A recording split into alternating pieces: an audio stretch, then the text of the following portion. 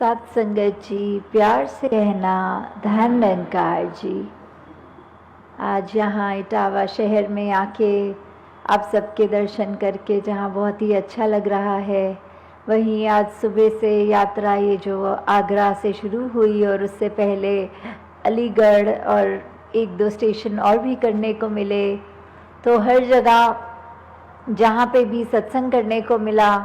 वहाँ यही एक जो चीज़ है जो कहीं पे भी जाएं, सत्संग के अंदर अगर हम होते हैं तो वो यही रहती है कि ये जो भक्ति का भाव है, ये जो मन में हमारे निरंकार प्रभु परमात्मा इससे एक नाता जोड़ने की बात है, तो वो पहलू अपना मजबूत करने के लिए ही है। और साथ ही ये सेवा भावना मन में रखते हुए कि जो भी इस संसार में है वो हमसे श्रेष्ठ है और हमने उसमें परमात्मा का ही अंश देखना है, तो उसी के लिए हमने ये जो सेवा करनी है, हमारे शरीर से हमारे मन में वो सेवा भाव आए और हमने आर्थिक रूप में भी अगर ये करनी है, धन की सेवा भी। और वहीं साथ साथ सुमिरन की बात आती है कि अपने मन में हम जब भी निरंकार प्रभु का एहसास करते हुए अपनी सारी गलतियों को बख्शवा कर ये सिमरन रूप में अपने मन का बर्तन साफ करते जाएं, ताकि इसमें ये ब्रह्म ज्ञान रूपी जो दात है, जिसके बिना हमारा ये जिंदगी अधूरी है, वो सफल नहीं होती, वो ब्रह्म ज्ञान टिक पाए। तो कैसे हमने पल पल अपने जीवन में जो भी कार्य से वही कर्म होए जो हमारे लिए भी ये लाभ दे, हमारे जीवन के पल पल को निखारें, इस परमात्मा के एहसास में रहते हुए हमारा जीवन बीते और साथ ही हम ये समाज के लिए, संसार के लिए भी फायदे का काम करें और कोई हानि ना पहुंचाएं। हम औरों के आंसू पोंछने के काम आएं, उनको एक आंसू देने के ना आएं। तो कैसे हमने ये सारे मानवीय गुणों को अपने जीवन में उतारना है, हमें कैसे अपने मन को विशाल बनाना है कि कोई हमसे अगर कोई बात करता भी है जो हमारे को अच्छी नहीं लगती, या हमें ये लगता है कि उस व्यक्ति का ये बोलने का तरीका ठीक नहीं था या शब्द अच्छे नहीं बोले, तो उसको भी हमने उसी तरह माफ़ करना है, ना कि हमने ये सोच बोलने हैं। ऐसा नहीं हमारे लिए ये अगर मनुर्भव वाली बात है कि अगर हमें मनुष्य बोलने के लिए क्यों कहा जा रहा है, तन तो हमारा मनुष्य का ही है, तो फिर क्यों मनुष्य बनने के लिए ये आवाज़ आती है? वो इसीलिए कि हम मनुष्य तभी तक हैं जब तक ये सारी ह्यूमन वैल्यूज़, ये मानवीय गुण हमारे अंदर है। और कैसे हमने पल पल में अपने एक कैरेक्टर को, अपने जीवन को, अपने व्यवहार को बेहतर करना है, तो वो बेहतरी तभी हमारी मुमकिन है जब हम ये एहसास करेंगे कि ये जीवन हमने जो ये सांसें हमारी परमात्मा ने हमें दी हैं, उन सांसों को हमने बिताना है तो सुंदर ढंग से बिताना है। हमें अपने आप को उस तरह उपयोग में लाना है कि सिर्फ हम हर एक का उसमें भला ही करें, अपना भी औरों का भी। तो आज यहाँ में कर रहे हैं, ये बहुत ही सुखदायी पल है। हमने 3 घंटों से पिछले यही श्रवण किया, जो भी वक्ता बोले, चाहे वो कविता रूप में बोले, गीत रूप में, स्पीच रूप में, कोई भी भाषा का उन्होंने सहारा लिया, तो उन्होंने पहलू हमारे जीवन के वही निखारे कि किस तरह ये जो आत्मा है ये परमात्मा का अंश है, और कैसे हम इस जिंदगी रहते रहते, जीवन जीते जीते ही हम परमात्मा को प्राप्त कर सकते हैं, इस परमात्मा को देखा जा सकता है। और कैसे ही हम अपने जीवन में जब ये परमात्मा को लेकर आते हैं, ये एहसास में रखते हैं, तो कैसे हम सिर्फ ये अपनी ज़िंदगी को और खूबसूरत ही नहीं करते जाते, बल्कि एक उसके बाद की भी जो बोलते हैं यात्रा, वो उस अपनी पहचान जब हमने कर ली तो हमें कहाँ से आए हैं, कहाँ जाना है और किस में रहकर ये जीवन बिता रहे हैं, ये सारे सवाल हमारे ये खुद ब खुद हमें इसका जवाब ये सिर्फ ब्रह्म ज्ञान से ही मिल सकता है। तो आज ये हम सब अपने आप की पहचान इस तरह करें कि आत्मा का जो पहचान है वो परमात्मा है,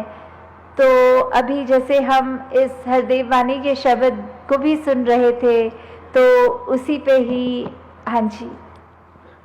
जिस मन में निरंकार बसा है वो मन मंजिल पाएगा। कि ये मन की अवस्था की बात हो रही है कि एक बार जब ये कैसे कि हमारा जो एक परमात्मा के रूप में हमें ये जो सौगात का एहसास है उसको हमने अपने मन में बसाना है, तो पहले अपने मन से हमें सारी ये द्वेष भावनाओं को हटाना है। अपने मन में जब ये निरंकार को हम टिका पाएंगे, तो निरंकार को जब बसा पाएंगे, तो ही हमारा जीवन आगे सुखदायी हो पाएगा। और ये हम अपने मन में इस रूप में हम अपनी ज़िंदगी को जीते जाएं कि ये निरंकार का जो एहसास, ये जो भक्ति में रहकर ये जो विश्वास की बात आती है, जितना हमारा मन स्थिर रहेगा, साफ रहेगा, उतना ही हमारा ये मन के बर्तन में वो निरंकार का प्रभु परमात्मा को हम टिका पाएंगे। जिस मन में संसार बसा है वो मन ठोकर खाएगा। तो अब दूसरी तरफ ये बात कर रहे हैं कि एक तरफ तो जहाँ मन में निरंकार बस गया तो जीवन कितना सुखमय हो गया, और अगर दूसरी तरफ बात ये की जाती है कि अब मन तो वही एक है, हमारे पास ये चॉइस है, हमारे पास ये ऑप्शन है कि हम उसमें क्या रखना चाहते हैं। ये संसार तो डामाडोल करता है, ये संसार तो क्षण भंगुर है, इस संसार में तो सिर्फ हमें कोई स्थिरता भी नहीं दिखेगी, हर तरफ हर मिनट हमें एक उथल पुथल, एक बेचैनी जहाँ मिल रही है। तो कैसे जीना तो उसी संसार में है, पर कैसे उस संसार का हम असर न ग्रहण करें, हम कैसे ये माया रूप का अंधकार अपने मन में इतना ना ले लें कि हमें कुछ दिखाई ना दे और ठोकर ही मिले, और उस तरह हम अपने आप को एक बार बार उस दलदल में माया रूप की ये संसार के अपने आप को गिराते रहें। तो जो ये स्थिर है सिर्फ ये परमात्मा है, तो कोई भी ये उथल पुथल हमारे जीवन के हम पे वो प्रभाव नहीं छोड़ेंगी। फिर हम इस दुनिया में ही रहकर जैसे अभी तक रह रहे हैं, पर फिर भी इस दुनिया से एक उभर जाते हैं। जैसे अगर एक बात करी जाए कि एक कारपेट होता है, एक गलीचा उस रूप में हमारे पैरों के नीचे जो होता है, तो अगर हम अपनी सिचुएशंस को एक वो कारपेट की तरह समझें कि हम उस कारपेट के ऊपर खड़े हैं, ना कि कारपेट हमारे सर पे होता है, तो कैसा भी वो कारपेट का रंग हो, चाहे वो सुख का रंग हो, दुख का हो, उथल पुथल हो, पर जब तक हम उस गलीचे को अपने पैरों के नीचे रखेंगे, हमारे लिए खड़ा होना आसान होगा।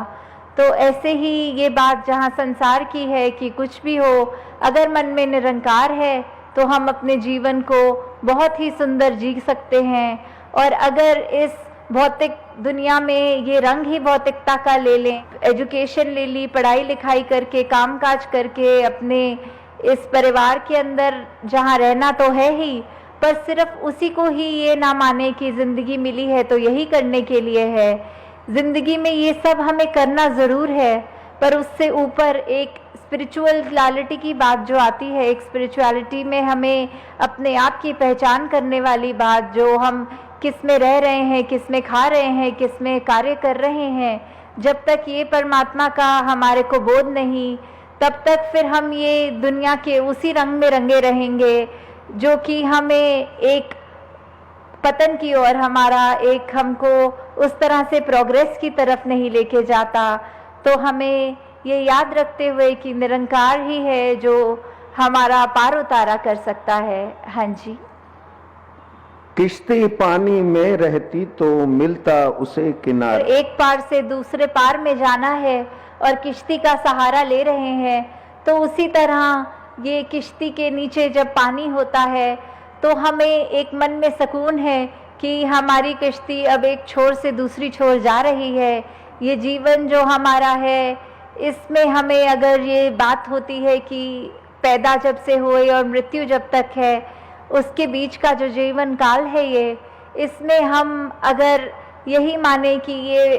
पानी ये निरंकार का रूप लें और जब हम अगर उसके ऊपर अपनी कश्ती को रख रहे हैं, हम जा रहे हैं, तो हमें वो भरोसा है कि परमात्मा का हमारे ऊपर वो आशीर्वाद कहें, वो हम अपना फेथ कहें, एक हम अपना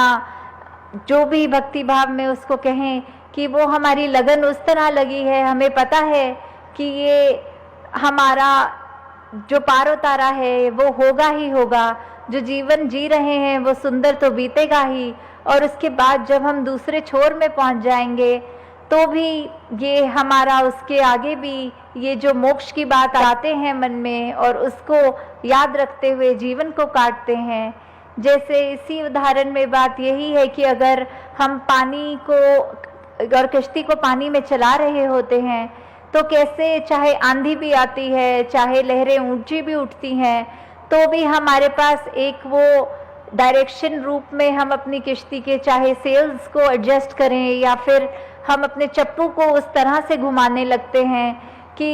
उसके संसार के जो भी सर्कमस्टांसेस हैं, जो हमारे पास आया है संसार में, एक मौका, एक कोई कार्य, एक वो ऐसा स्थिति बन गई है, वो चाहे फिर कितनी भी उथल पुथल की हो, हम उसको काटते हुए, हम उससे उभरते हुए ऐसे उस पार चले जाएंगे। हाँ जी। किश्ती में पानी आए तो खतरे का इशारा है। और जब इसकी विपरीत स्थिति हो जाती है, जब हमारे असर जो हम पर आ गया, तो फिर ये निश्चित होता है कि अब तो ये कश्ती ने डूबना ही डूबना है। फिर हमने जब वो निरंकार का जहाँ सहारा उस रूप में लेना था कि उसके ऊपर हमारा पार उतारा होना था, हमने ये माया को, ये संसार की ऊंचाई नीचाई जो भी परिस्थितियां होती हैं उसको जब अपने अंदर बसा लिया, तो फिर ये खतरे वाली बात जहाँ हो रही है कि कैसे हमने उस समय अपने मन के अंदर भी चाहे कैसे भी भाव आए, चाहे हमारे मन में अभिमान ही आ जाए, तो भी हमारे उसका कुछ गारंटी फिर नहीं रहती कि ये किश्ती ने अब पार उतरना ही है, वो किश्ती डूबने वाली होती है। जैसे कबीर जी की भी वो पंक्तियाँ इसी को बताते हुए ये आती हैं कि अगर हम गर्व करेंगे कि कबीरा गर्व ना कीजिए, और उसके बाद की जो बात आती है कि हम अगर किसी पे हंसते हैं या फिर हमारे